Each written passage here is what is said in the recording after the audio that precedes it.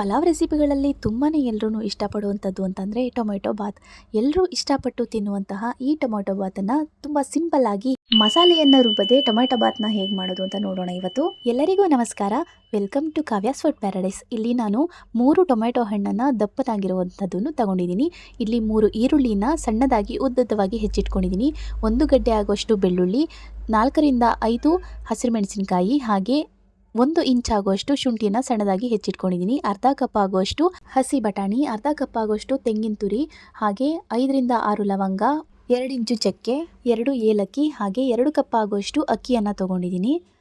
ನೋಡಿ, ಇದನ್ನು ಅಕ್ಕಿಯನ್ನು ನೀಟಾಗಿ ತೊಳೆದುಬಿಟ್ಟು ಇಟ್ಕೊಳ್ತಾ ಇದ್ದೀನಿ.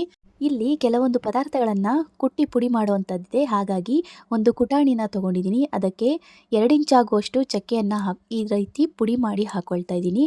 ಹಾಗೆ 6 ರಿಂದ 7 ಲವಂಗ, 2 ಏಲಕ್ಕಿನ ಹಾಕ್ಕೊಂಡು ಚೆನ್ನಾಗಿ ಇದನ್ನು ಮೊದಲಿಗೆ ನಾವು ಪುಡಿನ ಮಾಡಿ ಇಟ್ಕೊಳ್ಬೇಕಾಗತ್ತೆ.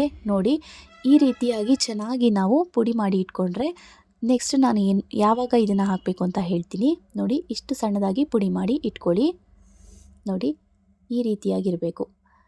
ಅದೇ ಕುಟಾಣಿಗೆ ಮತ್ತೆ ನಾನು ಬೆಳ್ಳುಳ್ಳಿ ಮತ್ತು ಶುಂಠಿನ ಕಟ್ ಮಾಡಿ ಇಟ್ಕೊಂಡಿದ್ದೆ ಅಲ್ವಾ, ಅದನ್ನು ಇವಾಗ ಹಾಕ್ಕೊಂಡು ಇದನ್ನು ಚೆನ್ನಾಗಿ ಕುಟ್ಕೊಳ್ಬೇಕಾಗತ್ತೆ. ಸ್ವಲ್ಪ ದಪ್ಪನಾಗಿಯೇ ಕುಟ್ಕೊಳ್ಳಿ. ಈ ಪಲಾವ್ ರೆಸಿಪಿಗಳಿಗೆ ಶುಂಠಿ ಬೆಳ್ಳುಳ್ಳಿ ಇಲ್ಲ ಅಂತಂದರೆ ಅದು ಟೇಸ್ಟೇ ಬರಲ್ಲ. ಹಾಗಾಗಿ ಈ ರೀತಿಯಾಗಿ ನೀವು ಒಮ್ಮೆ ಟ್ರೈ ಮಾಡಿ. ಇದು ಮಸಾಲೆ ರುಬ್ಬಿ ನಾನು ಮಾಡ್ತಾ ಇಲ್ಲದೆ ಇರೋದ್ರಿಂದ ಇದು ತುಂಬಾ ಟೇಸ್ಟಿಯಾಗಿರುತ್ತೆ, ಹಾಗೆ ತುಂಬ ಬೇಗನೆ ಆಗುವಂತಹ ಟೊಮೆಟೊ ಬಾತ್ ಇದು. ನೋಡಿ, ಇಷ್ಟು ನಾವು ಪುಡಿ ಮಾಡಿಕೊಂಡ್ರೆ ಸಾಕಾಗುತ್ತೆ. ಪುಡಿ ಮಾಡಿಬಿಟ್ಟು ಈ ರೀತಿ ಎತ್ತಿಟ್ಕೊಂಡಿದ್ದೀನಿ. ಹಾಗೆ ಹಸಿರು ಮೆಣಸಿನಕಾಯಿಯನ್ನು ರೌಂಡಾಗಿ ಕಟ್ ಮಾಡಿ ಇಟ್ಕೊಂಡಿದ್ದೀನಿ. ಇಲ್ಲಿ 1 ಮುಷ್ಟಿ ಆಗುವಷ್ಟು ಕೊತ್ತಂಬರಿ ಸೊಪ್ಪು, 1 ಮುಷ್ಟಿ ಆಗುವಷ್ಟು ಪುದೀನ ಸೊಪ್ಪನ್ನು ತೊಗೊಂಡಿದ್ದೀನಿ, ತೊಳೆದ್ಬಿಟ್ಟು ಇಟ್ಕೊಂಡಿದ್ದೀನಿ. ಒಂದು ಕುಕ್ಕರ್ನ ಬಿಸಿ ಮಾಡಿಕೊಂಡು 4 ರಿಂದ 5 ಸ್ಪೂನ್ ಎಣ್ಣೆ ಹಾಕಿ 1 ಸ್ಪೂನ್ ಆಗುವಷ್ಟು ತುಪ್ಪನ ಹಾಕ್ಕೊಂಡು ಅದಕ್ಕೆ ಸೋಂಪು ಹಾಕ್ಕೊಂಡಿದ್ದೀನಿ, ಅರ್ಧ ಸ್ಪೂನ್ ಆಗುವಷ್ಟು, ಹಾಗೆ ಬಟಾಣಿ ಹಾಕ್ಕೊಂಡಿದ್ದೀನಿ. ಮತ್ತು ಈರುಳ್ಳಿನ ಹೆಚ್ಚಿಟ್ಕೊಂಡಿದ್ದೆ ಅಲ್ವಾ, ಅದನ್ನು ಹಾಕ್ಕೊಂಡು ಚೆನ್ನಾಗಿ ಇದನ್ನು ಫ್ರೈ ಮಾಡ್ಕೊಳ್ಬೇಕು. ಇದಾದಮೇಲೆ ಮೆಣಸಿನಕಾಯಿ ಮತ್ತು ಶುಂಠಿ ಬೆಳ್ಳುಳ್ಳಿ ಪೇಸ್ಟ್ ಮಾಡ್ಕೊಂಡಿದ್ವಲ್ಲ ನಾವು, ಅದನ್ನು ಇಲ್ಲಿ ಹಾಕ್ಕೊಳ್ತಾ ಇದ್ದೀನಿ. ಪೇಸ್ಟ್ ಥರ ಮಾಡ್ಕೊಳಕ್ಕೆ ಹೋಗ್ಬಿಡಿ, ಜಜ್ಜಿಬಿಟ್ಟು ಇಟ್ಕೊಂಡ್ರೆ ಇದು ತುಂಬಾ ಚೆನ್ನಾಗಿರುತ್ತೆ. ಇದು ಸ್ವಲ್ಪ ಫ್ರೈ ಆದಮೇಲೆ ಟೊಮೆಟೊನ 3 ಹಾಕ್ಕೊಂಡಿದ್ದೀನಿ. ಅದು ಚೆನ್ನಾಗಿ ಸಣ್ಣಗೆ ಹೆಚ್ಚಿಕೊಂಡು ಹಾಕ್ಕೊಂಡಿದ್ದೀನಿ. ಇದು ಸ್ವಲ್ಪ ಫ್ರೈ ಆಗಬೇಕು. ಇದು ಫ್ರೈ ಆದಮೇಲೆ ನಾವು ಪುಡಿ ಮಾಡಿ ಇಟ್ಕೊಂಡಿರುವಂತಹ ಚಕ್ಕೆ, ಲವಂಗ ಮತ್ತು ಏಲಕ್ಕಿನ ಹಾಕ್ಕೊಂಡು ಇದನ್ನು ಕೂಡ ಎಣ್ಣೆನಲ್ಲೇ ಚೆನ್ನಾಗಿ ಫ್ರೈ ಆಗಬೇಕು. ಇದಾದಮೇಲೆ ಅರ್ಧ ಸ್ಪೂನ್ ಆಗುವಷ್ಟು ಅರಿಶಿಣವನ್ನು ಹಾಕ್ಕೊಂಡು ಫ್ರೈ ಮಾಡಿಕೊಂಡೆ. ಇದಾದಮೇಲೆ ಕೊತ್ತಂಬರಿ ಸೊಪ್ಪು ಮತ್ತು ಪುದೀನ ಸೊಪ್ಪನ್ನು ತೊಳೆದ್ಬಿಟ್ಟು ಇಟ್ಕೊಂಡಿದ್ದೆ ಆಲ್ರೆಡಿ.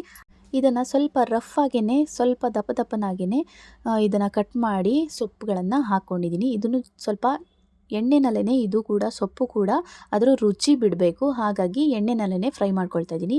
ಈಗ ರುಚಿಗೆ ತಕ್ಕಷ್ಟು ಉಪ್ಪನ್ನು ಹಾಕ್ಕೊಂಡು ಇವಾಗಲೇ ಮತ್ತೆ ಇನ್ನೊಂದು 2 ನಿಮಿಷ ಆಗುವಷ್ಟು ಫ್ರೈ ಮಾಡಿಕೊಂಡು, ಇದಾದಮೇಲೆ ನಾನು 2 ಕಪ್ ನೀರು ತೊಗೊಂಡಿರೋದ್ರಿಂದ 4 ಕಪ್ ಆಗುವಷ್ಟು ನೀರನ್ನು ಹಾಕ್ಕೊಂಡಿದ್ದೀನಿ.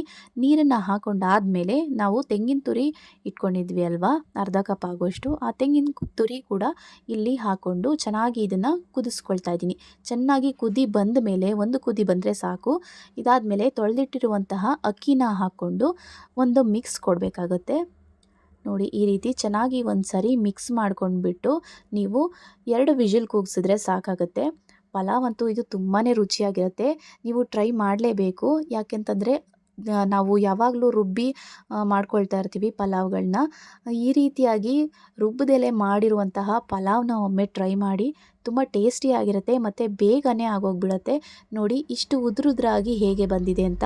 ನಾವು ಮೆಷರ್ಮೆಂಟು ಕರೆಕ್ಟಾಗಿ ಇಟ್ಕೊಂಡು ಮಾಡಿದ್ರೆ ಅಕ್ಕಿಗೆ ಅದೇ ರೀತಿಯಾಗಿ ಕರೆಕ್ಟಾಗಿ ಉದುರುದ್ರಾಗಿ ಬರುತ್ತೆ. ಬಿಸಿನಲ್ಲಿ 1 ಸ್ಪೂನ್ ತುಪ್ಪ ಹಾಕ್ಕೊಂಡು ತಿಂತಾಯಿದ್ರೆ ತುಂಬಾ ಟೇಸ್ಟಿಯಾಗಿರುತ್ತೆ. ನೋಡಿ, ಈ ರೀತಿಯಾಗಿ ಉದುರುದ್ರಾಗಿ ಬಂದಿದೆ.